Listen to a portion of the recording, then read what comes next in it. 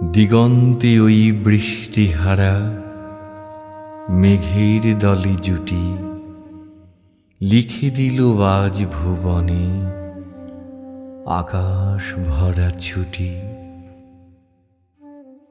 ছুটির বাঁশির সুর গ্রামের মুক্ত বিহঙ্গ ফটিকচন্দ্র চক্রবর্তীকে মামার হাত ধরে এনে ফেলল মামির সংসারে। মামি এই অনাবশ্যক পরিবার বৃদ্ধিতে মনে মনে যে বিশেষ সন্তুষ্ট হইয়াছিলেন তাহা বলিতে পারি না। তাহার নিজের 3টি ছেলে লইয়া তিনি নিজের নিয়মে ঘরকন্যা পাতিয়া বসিয়া আছেন। ইহার মধ্যে সহসা একটি 13 বৎসরের অপরিচিত অশিক্ষিত পাড়াগেঁয়ে ছেলে ছাড়িয়া দিলে কিরূপ একটা বিপ্লবের সম্ভাবনা উপস্থিত হয়। বিশ্বম্ভরের এত বয়স হইল, তবু কিছু মাত্র যদি জ্ঞানকাণ্ড আছে।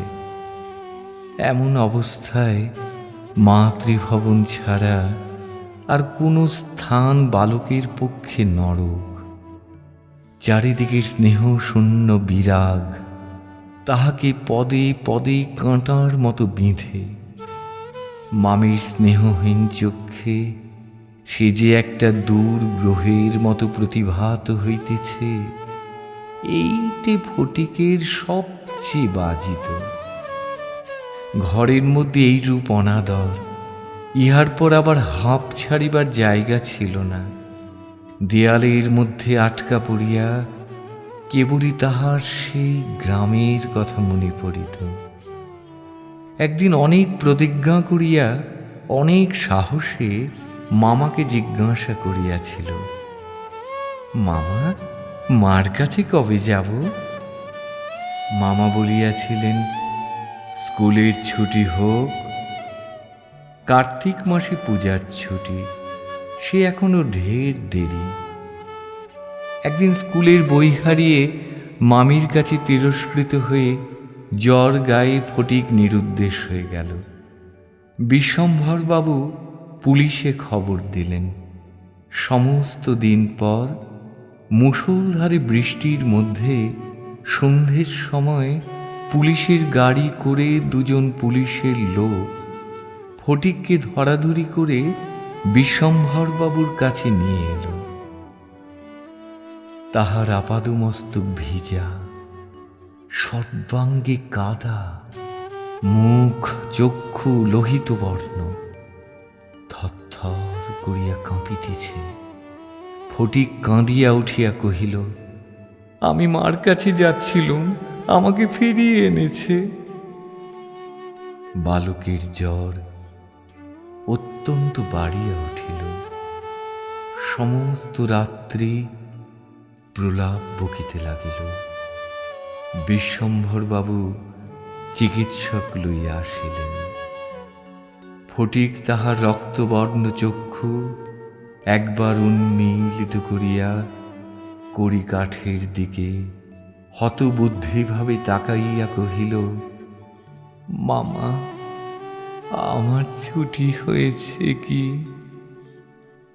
চেতন অচেতনের মাঝে এভাবে 2 দিন কেটে গেল।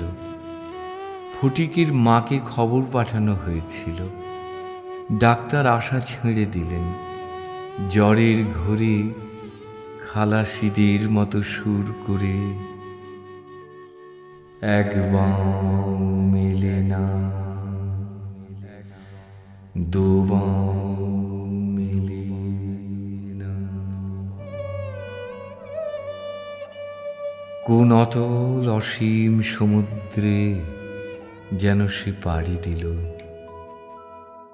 এমন সময়ে ফটিকের মাতা ঝড়ের মতো ঘরে প্রবেশ করিয়াই উচ্চ কলরবে শোক করিতে লাগিলেন। বিশ্বম্ভর বহু কষ্টে তাহার শোকোচ্ছ্বাস নিবৃত্ত করিলে তিনি শয্যার উপর আছাড় খাইয়া পড়িয়া উচ্চস্বরে ডাকিলেন, ফটিক, সোনা মানিক আমার। ফটিক যেন অতি সহজেই তাহার উত্তর দিয়া কহিল, মা আবার ডাকিলেন, ওরে ফটিক, বাপধন রে। ফটিক আস্তে আস্তে পাশ ফিরিয়া কাহাকেও লক্ষ্য না করিয়া মৃদুস্বরে কহিল,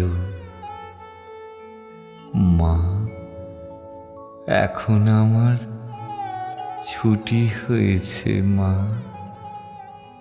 এখন আমি বাড়ি যাচ্ছি।